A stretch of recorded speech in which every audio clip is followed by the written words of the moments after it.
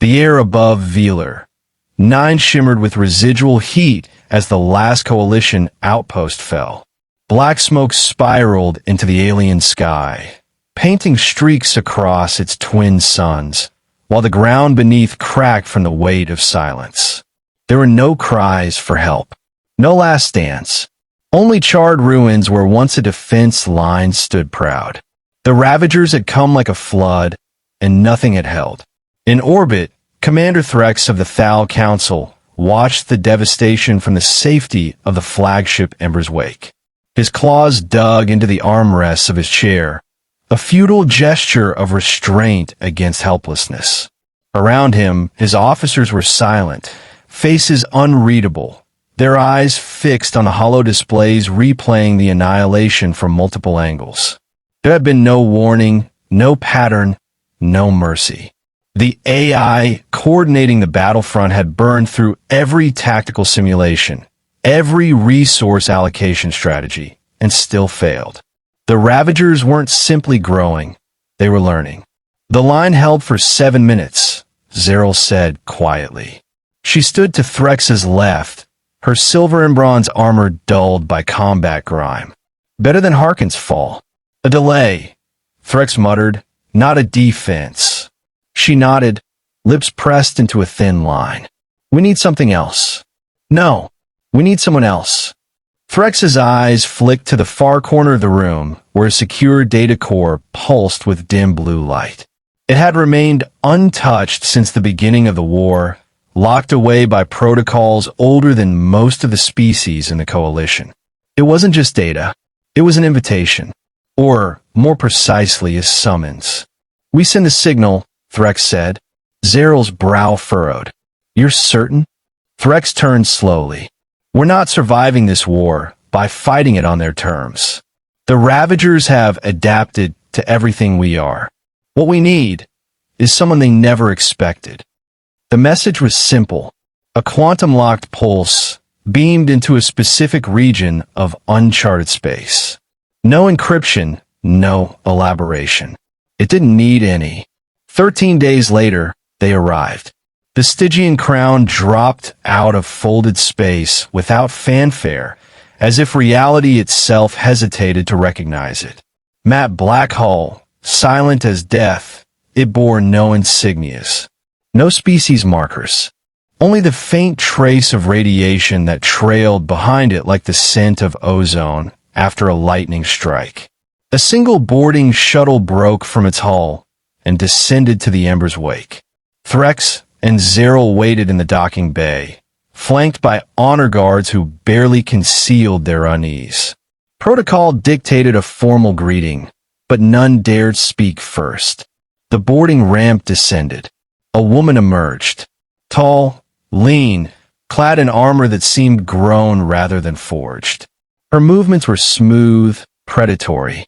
Her face was pale, but unmarred, except for a narrow scar that ran from her left eye to her temple like a signature. She removed her helmet, revealing eyes so cold and calculating they seemed artificial. Ash Valen, she said. Threx inclined his head. Commander Threx. You've answered. You called, Ash replied. We don't ignore distress signals. Zeril stepped forward. You're Terran. Ash tilted her head slightly, considering. That's one word for it. You're not part of the Coalition, Threx said. We were never invited, Ash replied. Until now. He motioned toward the tactical chamber. She followed without a word. The others trailed behind like shadows. Once inside, the projections of the war front reactivated. Dozens of star systems, red-marked with losses. The path of Ravager expansion was not a line. It was a tide, swallowing worlds in a creeping arc that bent toward the core of the Coalition's influence. Ash studied the data silently. You've been losing for nearly 3 standard years. That's generous. Zeril bristled. We've sacrificed millions. Our forces have been outmatched, Ash cut in. Because you're playing defense. Against something that doesn't care about holding ground. Threx watched her carefully. What would you do? We don't defend. We dissect. Isolate. Corrupt. Find the source and excise it. Her voice was even, almost dispassionate. But we'll need full operational autonomy. No oversight. No committees. You want free reign, Zeril said. No, Ash corrected. We need it. Threx nodded slowly. Granted. Ash gave a curt nod. Then the war starts now. The Terrans didn't operate like any military the Coalition had ever seen. Within 24 hours, the Stygian Crown deployed 9 assault teams across 3 systems, targeting Ravager nests that intelligence had marked as abandoned. But they weren't. They were incubators. Hive cores that hadn't gone dormant, but had gone silent. Learning, adapting, preparing. Ash's teams didn't send reports. They sent results. Each nest burned. Each core was dismantled, dissected, decoded. Ash herself led the assault on Verdun 3, where a developing queen strain had begun assimilating Coalition war algorithms. No support was requested. No survivors were expected. But when the flames cleared, Ash walked from the wreckage, dragging the queen's spinal cord behind her. She delivered it in person to the Coalition Council and dropped it at their feet. It's learning faster than projected, she said. They're forming decentralized subhives. Neural net behavior, not instinctual. They're starting to think. Zeril stared at the core, then at Ash. And us? Can we think faster? You don't have to, Ash replied. That's why we're here. Back aboard the Ember's wake, Threx watched the tide shift for the first time in years. It was subtle.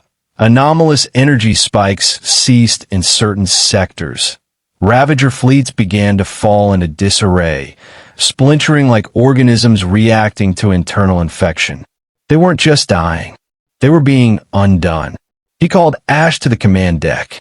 They're retreating from Verdun 3 and Harkle's cradle. That hasn't happened before. They're not retreating, Ash said. They're rerouting. Searching for us. You've become a threat, Threx observed. Ash shook her head. Not me. Us. Threx narrowed his eyes. How many Terrans did you bring? Not enough to fight a war, she said, but enough to win one. He stared at her, trying to gauge what line she'd walked in life to speak with such quiet certainty. She didn't wear rank or medals, but everyone followed her like gravity. You've seen them before, he said suddenly. The Ravagers. Before the Coalition even knew of their existence. Ash didn't answer immediately. When the first outpost vanished, she said, voice lower now, the Coalition investigated. We responded. You never knew we were there. You buried the loss in bureaucracy. We buried the hive in plasma. And now, he asked. Now, she said, they remember us. Zeril entered with new data. New anomaly. Varellan's moon. Massive surge of energy, organic in nature. Hive movement. Thousands converging. Ash's expression hardened. Queen birthing cycle. Threx stiffened. Already, it's accelerated. Because they've seen us. They're adapting again. She turned toward the viewport, where distant stars shimmered like broken glass. We strike now. If the queen is born, we lose the advantage. Zeril stepped closer. Do we have time to prepare? Ash didn't turn. There is no preparation. Only execution. And in that moment, with the stars watching and silence thick in the air, it became clear the war was no longer about survival. It was about who would define what came next. Verdun 3 had known war before, but never like this. Ash Talon stepped from the ramp of the dropship into the soft, damp soil of an alien jungle torn apart by artillery fire. Smoke curled upward from shattered trees, and the scent of ozone, blood, and damp loam filled her helmet. She toggled her visor to tactical overlay. 27 Coalition heat signatures in the bunker ahead. 74 Ravagers inbound. She marked them all in red. Stack up. One sweep, no lag, she ordered calmly. Behind her, 7 other armored figures moved in perfect sync. No chatter. Just slight mechanical sounds of weapons adjusting and suits recalibrating. They weren't built for theater. They were built for finality. Ash raised her weapon, a sleek kinetic rifle capable of chewing through organic and metallic armor alike.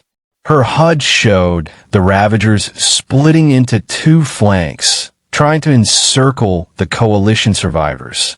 Typical. Efficient. Predictable. Deploy, she said. 3 drones shot from her shoulder pod, climbing into the air and disappearing behind the tree line. A second later, sharp pulses echoed in her comms. The Ravager left flank ceased moving. Neutralized.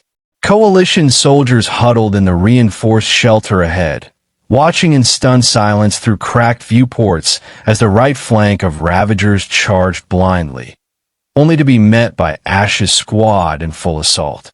It wasn't a firefight. It was eradication. Ash moved like smoke, weaving between bursts of corrosive plasma and tearing through Ravager exoskeletons with kinetic bursts and thermal blades. Her team flowed with her, each taking down targets with unflinching precision. One Ravager, larger than the rest, lunged, mandibles open wide, but a burst from her sidearm blew its thorax apart before it landed. 5 minutes. 74 enemies gone. No human casualties. Inside the bunker, a young amphibian medic stared as the hatch creaked open. Ash stepped in, blood and grime steaming from her armor. She looked at them once, long enough for her HUD to log vitals, then turned to leave. "Wait," the medic stammered. You saved us." Ash paused. Her voice came through the suit, calm and flat. "You were bait. Saving you was incidental." Before the medic could speak again, she was gone. Far above, Commander Threx watched the footage from a newly re-established command relay. His claws flexed as he studied the angles of movement, the complete lack of wasted action. No dramatic poses, no rallying cries, just lethal momentum. He switched views, pulling up other sectors. The same pattern played out. Terran units descending into chaos, extracting nothing, taking no prisoners, offering no explanation. Zeril stood beside him, arms folded, eyes narrowed. There's no chain of command, no coordination. They're operating completely autonomously. "They don't need us," Threx said. "That's what worries me," she replied. He didn't respond. Instead, he called up a scan of the Terran fleet in orbit. Unlike coalition ships, Terran vessels didn't shine or pulse. They were dark hulks, built with minimal surface features, designed not to inspire, but to vanish between stars. Predators, not defenders. Threx leaned forward. One ship in particular caught his attention. Massive, angular, and eerily silent in the data stream. No designation. No call sign. "What are they here to do?" "Exactly," he murmured. The answer came 2 hours later. Ash and her squad regrouped on the ridge overlooking Sector 9, a major Ravager staging point carved into a canyon of basalt cliffs. Coalition intelligence estimated 2,000 enemy units, fortified with digger cannons and hive vents. A suicide mission under normal terms. Ash didn't blink. She linked with her team's neural grid and accessed the localized battle AI. It projected optimal incursion points based on terrain, Ravager pathing patterns, and thermographic anomalies. 17 vectors were presented. She picked one. Synchronous breach. 2-minute delay. Detonate on my mark. The team split and vanished into the fog. Ravagers filled the canyon below, unaware of the danger building around them. The sun dimmed behind cloud cover. For a brief moment, the world felt quiet again.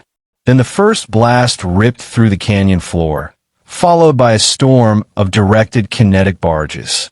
Ash dropped into the chaos from a ledge, landing directly on a Ravager lieutenant and driving her blade through its cranial node. Her squad appeared like phantoms, cutting a swath of destruction through the nest. The canyon trembled with the sound of collapse. Hive tunnels caved in.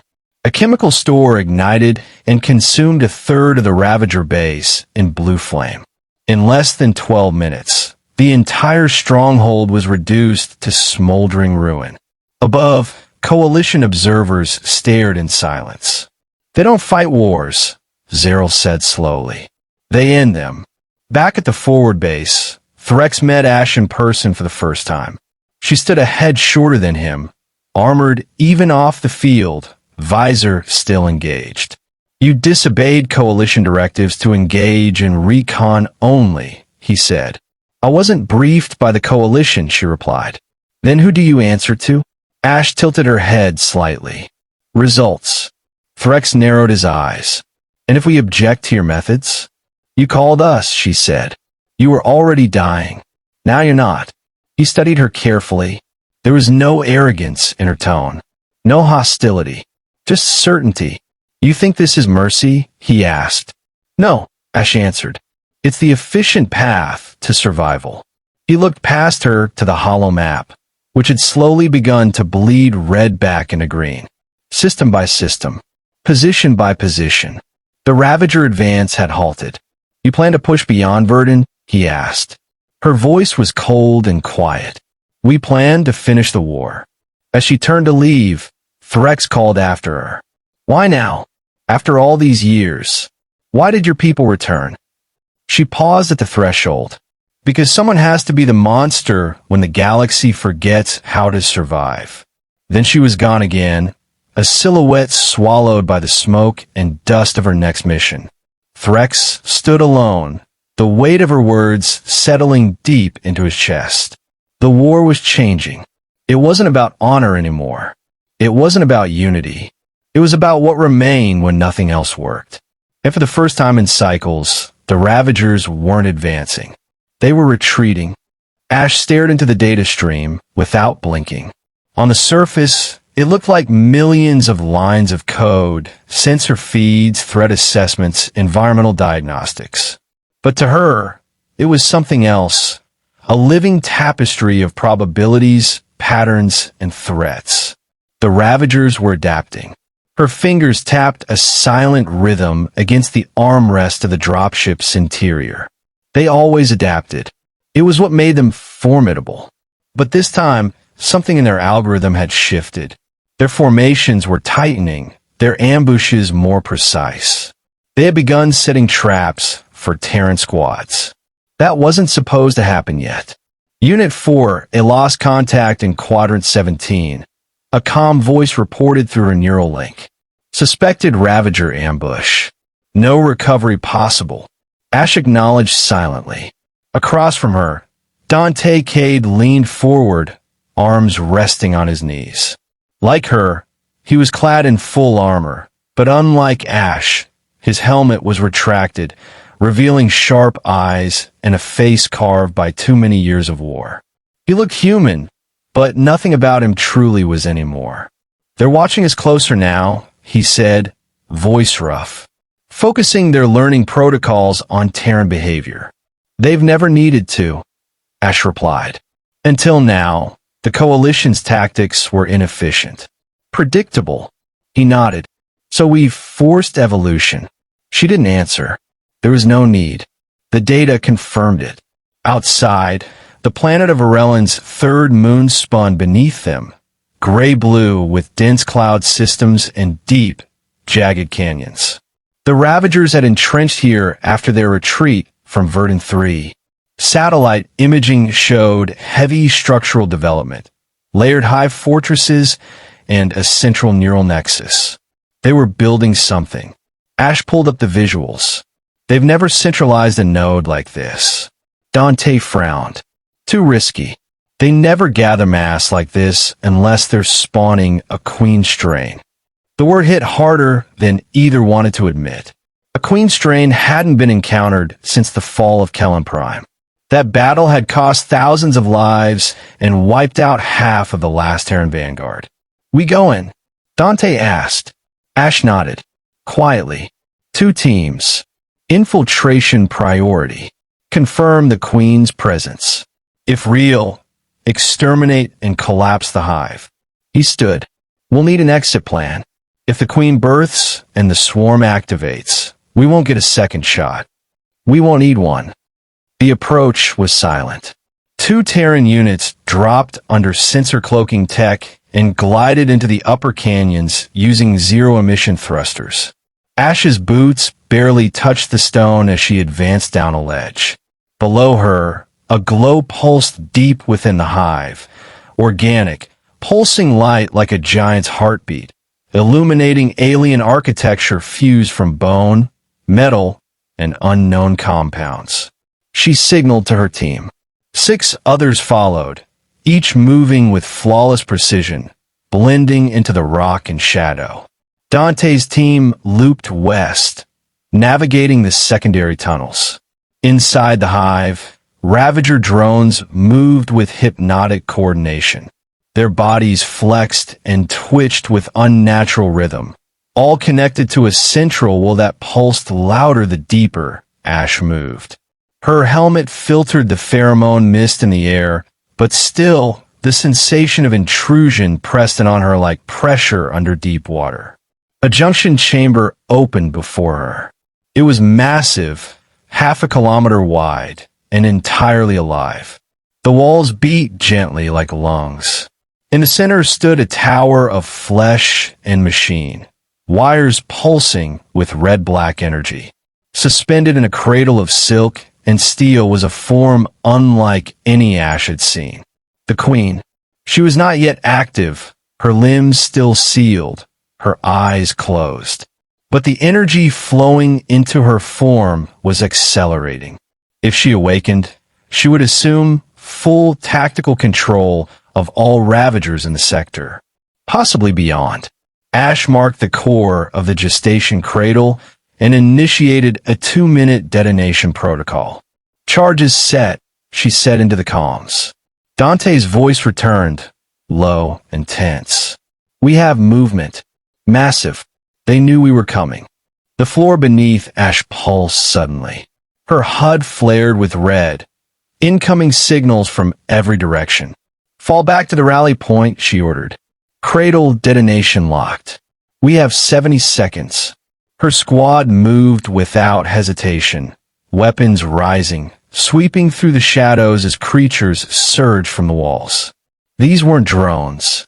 They were enforcers, hulking, biofused monstrosities bred to protect the queen. Ash spun, her rifle roaring in bursts, each shot liquefying tissue and bone. Her blade hissed out, slicing through tendons and plating alike. Still, the swarm closed in. Dante, status. Evac blocked. Too many. Ash turned. No time to fight through. No time to escape. She uploaded the detonation command to her internal processor, bypassing the countdown. I'll trigger from within, she said flatly. You get clear. Negative. His voice was a growl now.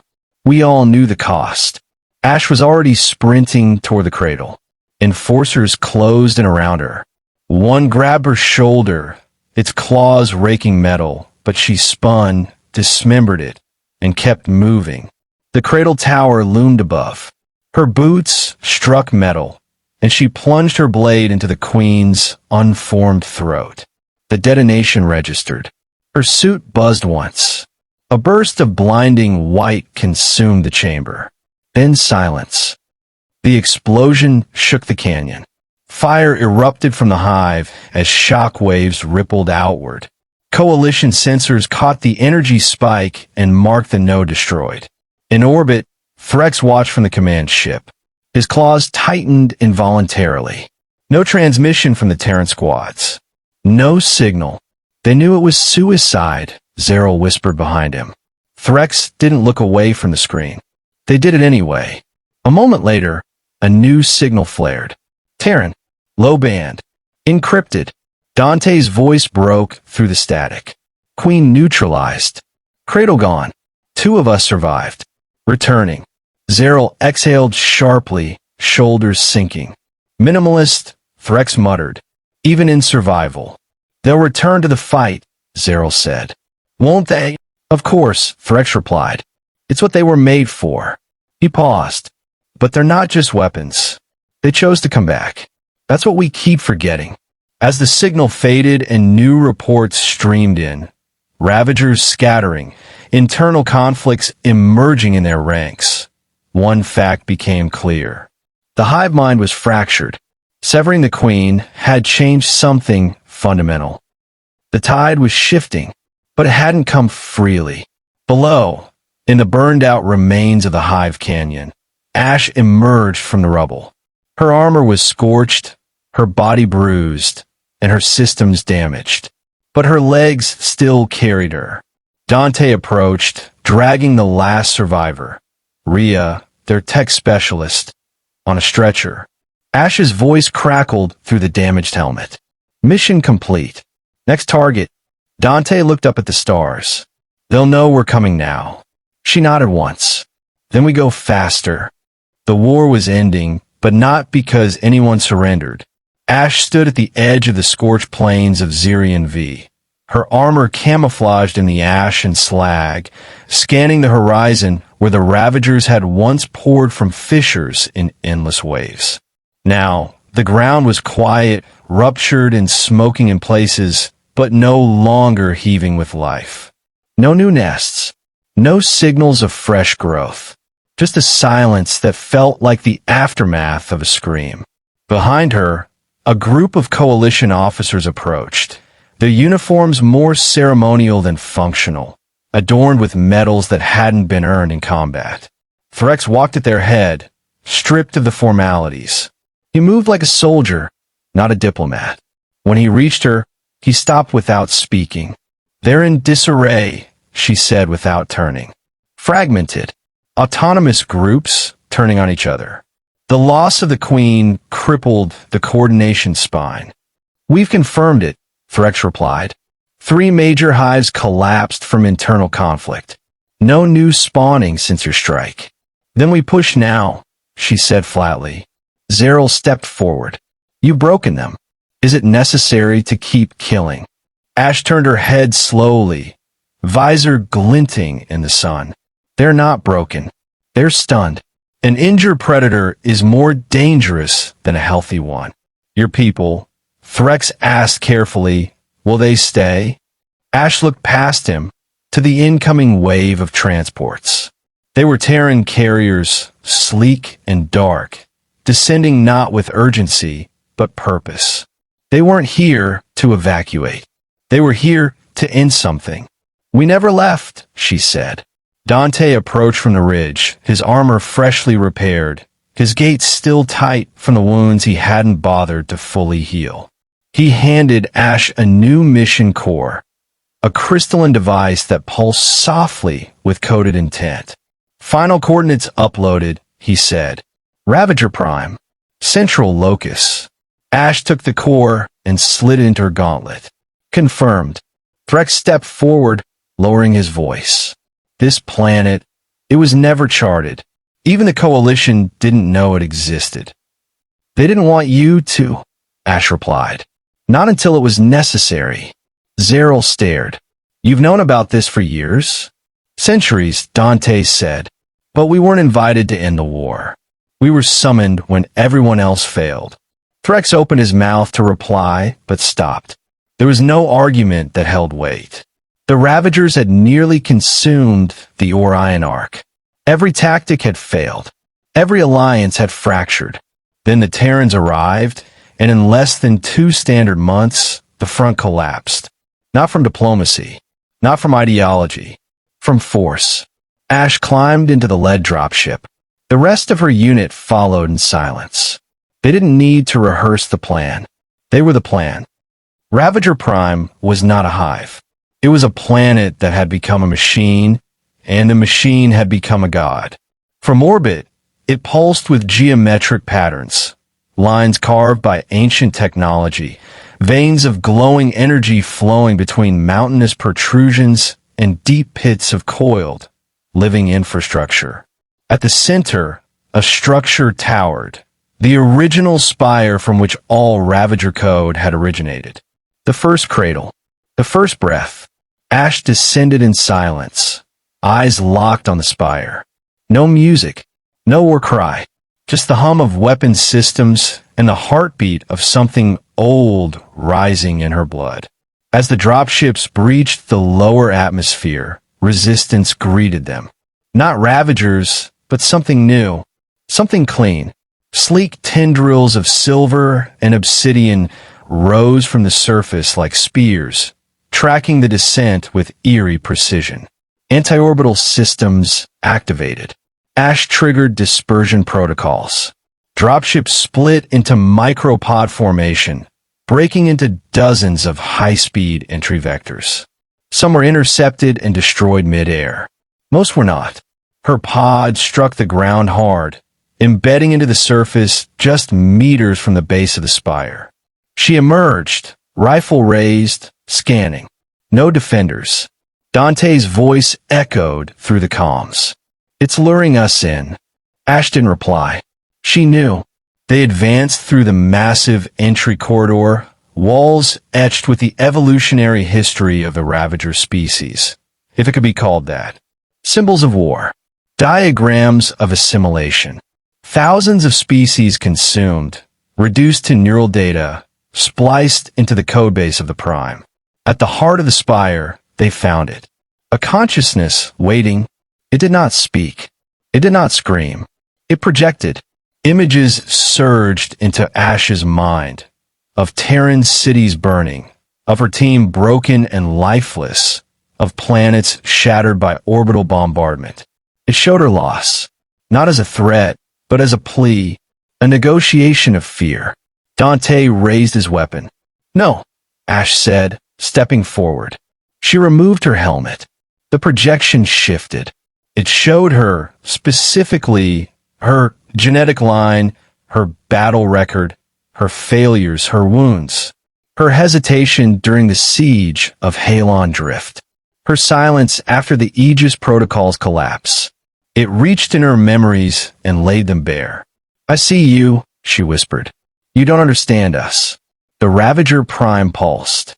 A massive coil of energy began to rise from the floor, forming a weapon or perhaps a defense matrix.